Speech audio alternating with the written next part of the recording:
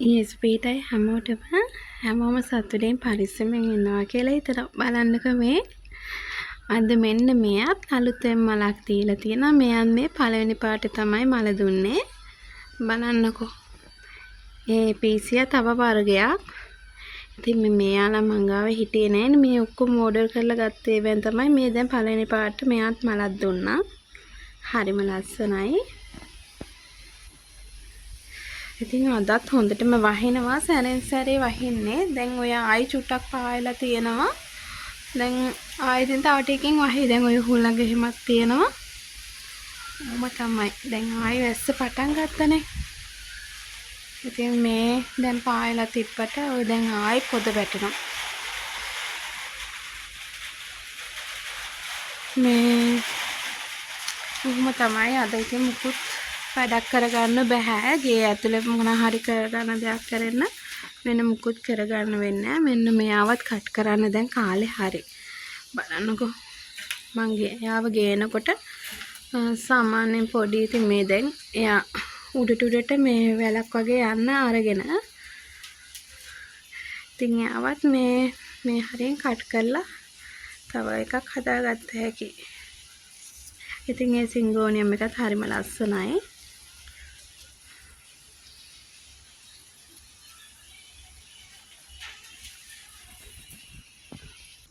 මේ බලන්නකෝ ඉතින් මෙයා ඉතින් ආයි අලුතෙන් දැල්ලක් දෙනවා. මේ බලන්නකෝ.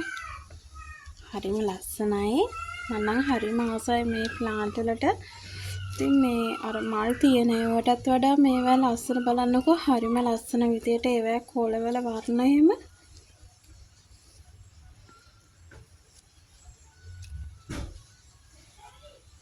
හරිම ලස්සනයි නේද? ඉතින් බලන්නකෝ රෙදි ටික දැම්ම විතරයි පොඩ්ඩක් අවුවටන හින්දා ඔන්න ආයෙත් වහින්න පටන් ගත්තා. ඔහොම තමයි මේ දවස් ටිකේම වහිනවා.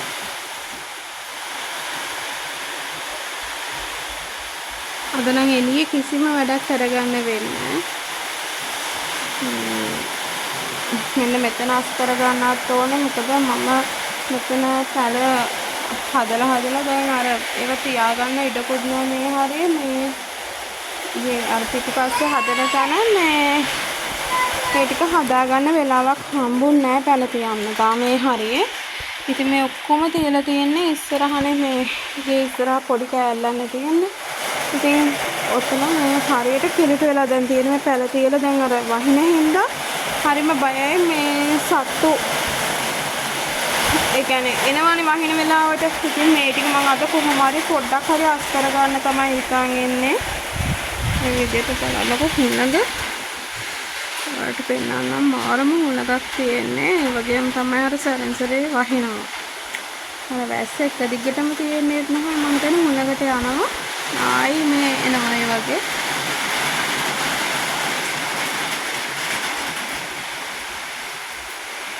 ඉතින් මේ පාර නම් වැස්ස හොඳටම තද කරා. ඉතින් පේනවනේ.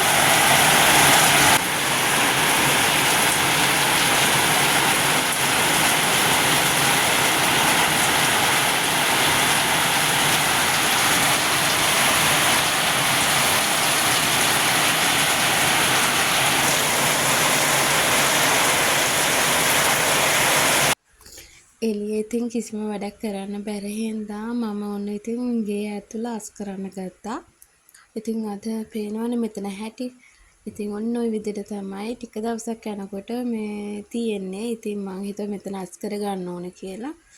ඔයාලට පේනවා ඇති අපි කරගත්ත ලොකුම වැරද්දක් තමයි පුතාට මෙච්චර මේ සෙල්ලම් බඩු අරන් දීලා. ඇත්තටම දෙමව්පියෝ වුණාම බබාලට ආදරේ වුණාම මේ එයාලා ඉල්ලනේ කරන් දෙනවා. ඉතින් අපි කැමති දේවල් ලස්සනට තියෙනකොට ඒ සෙල්ලම් බඩු ඉතින් කොහේ හරි ගියාම අරන් එනවා. අන්න ඒක තමයි දෙමව්පියෝ වශයෙන් අපි කරන ලොකුම වැරද්ද. ඒක මම මේ ළඟදී පෝස්ට් එකක දැක්කේ. මොකද බබාලට එහෙම සෙල්ලම් බඩු ටොයිස් ගොඩාක් මේ දීලා තියෙනකොට එයාලගේ ඔය මොලේට උනත් බලපානවලු.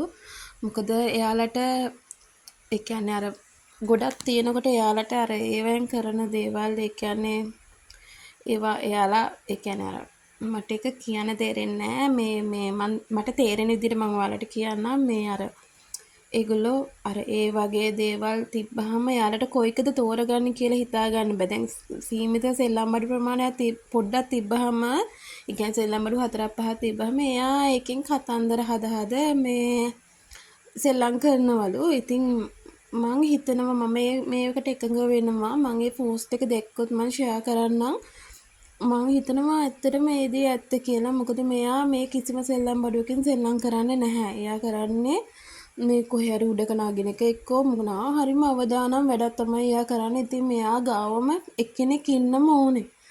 ඉතින් මේ මං හිතනවා ඒ දේ ඇත්ත කියලා. මොකද ඔයාලත් කමෙන්ට් එකක් දාගෙන යන්න ඒක කොහොමද කියලා. මෙයාට අපි හැම දෙයක්ම ඒ කියන්නේ හැම විදිහටම එයා කැමති දේවල් ඒ කියන්නේ හිතනවා එයා දඟ කරන එක නවතී කියලා තමයි මේ සෙල්ලම් බඩු ගොඩක් වෙලාට අරන් දෙන්නේ. ඒත් අපි කරපු ලොකුම වැරද්ද තමයි එයාට සෙල්ලම් බඩු එච්චර දේවල් අරන් දීලා අර එතකොට එයා කොයිකදින් සෙල්ලම් කරන්නේ එහෙම නැහැ. එයා ඔක්කොම හලනවා. ඒ කියන්නේ කොච්චර අස් කරලා තිබ්බත් එයාට කැමති එක නෙමෙයි ගන්න. එයා ඔක්කොම ටික හලනවා ගේ ඇතුලේ. ඉතින් ඒක තමයි අපි කරපු ලොකුම වැරද්ද. මොකද පුංචි බබෙක්ගේ මොළයට වුණත් ඇත්තටම මේ වගේ දේවල් වලින් හානි වෙන්න පුළුවන්.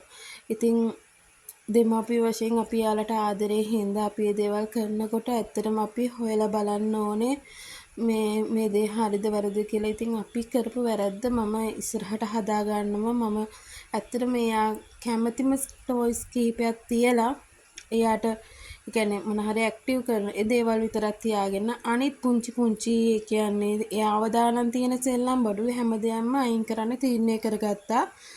ඉතින් මේ එහෙම කරාම මං හිතනවා මේ தත්ත්වය මගහැරෙයි කියලා. ඉතින් තාම මේ පුංචි මනසවල් හැදීගෙන එන ගමන් එයාලා හැමදේම අත්අදා බලන ගමන් ඉතින් ඒකට අපි සපෝට් කරන්න ඕනේ. ඉතින් මං හිතනවා මේ අර පෝස්ට් එකෙන් මම දැකපු දේ මං හිතනවා ඒක මේ ඇත්ත වෙන්නේ නැති. මොකද මම ඒක පිළිගන්නවා. මොකද මෙයාගේ වැඩත් එක්ක. ඉතින් මං හිමීට ඔය දැන් පේනවනේ හැම තැනම සෙල්ලම් බඩු. මෙයා කරන්නේ ඌවා සෙල්ලම් කරනෝනේ මේ අරගෙන ඒ ගත්ත දවසට ඇරෙන්න ආයි ඒකෙන් සෙල්ලම් කරන්නේ නැහැ. එයා ඒක අයින් කරනවා. හිමීට අස් කරගත්තා.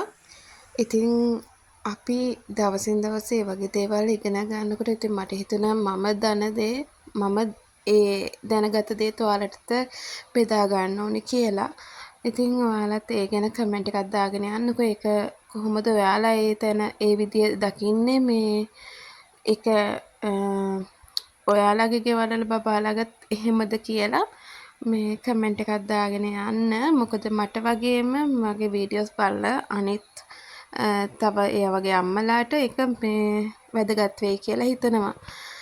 ඉතින් මම මේ වෙලාවේදී පොඩ මේ හැමදේම අස් කර ගන්නවා. ඉතින් මේක තව දවසක්වත් තිබ්බොත් ලොකු දෙයක්. මොකද පැංචත් එක හරි අමාරුයි. එක වෙලාවකට නම් එයා කියන දේවල් අහනවා ඒ අදින්න කරන්නේ නැහැ. ඒ වුණාට පෙලක් වෙලාවට යාර එක පාට දඟ වෙනවා. ඉතින් ඒ වෙලාවට ඉතින් මේවා අනිත් පැත්ත තමයි තියෙන්නේ ওই බඩු මුට්ටු. ඉතින් එයාලා ඉතින් හැමදාම මේ විදියට පොඩි වෙලා එන්නේ නැහැ නේද? එන්න ලොකු වෙනවා. එතකොට තේරුම් ගන්නවා කමක් නැහැ කියලා. ඉතින් ඒ දේවල් ඉවසගෙන ඉන්නවා. මොකද එයාලා තාම මේ ලෝකෙට හුරු වෙගෙන යන ගමන්නේ. ඒ වුණාට පෙලක් වෙලාට ඒ දේවල් අර දඟලන දේවල් එහෙම දරා ගන්න අමාරුයි. මොකද පළවෙනි බබා ඉතින් මම ඒ කියන්නේ එතකොට අර ඒක අම්මගෙනට තේරෙනවා ඇති. ඉතින් මේ ගොඩක් වෙලාට කේන්ති යන දේවල් ඒ දේවල් තියෙනවා. ඉතින් මේ හැම දෙයක්ම ටික කාලයයිනේ කියලා හිත හදාගෙන හැමදේම සතුටින් විඳදරාගෙන ඉන්නවා.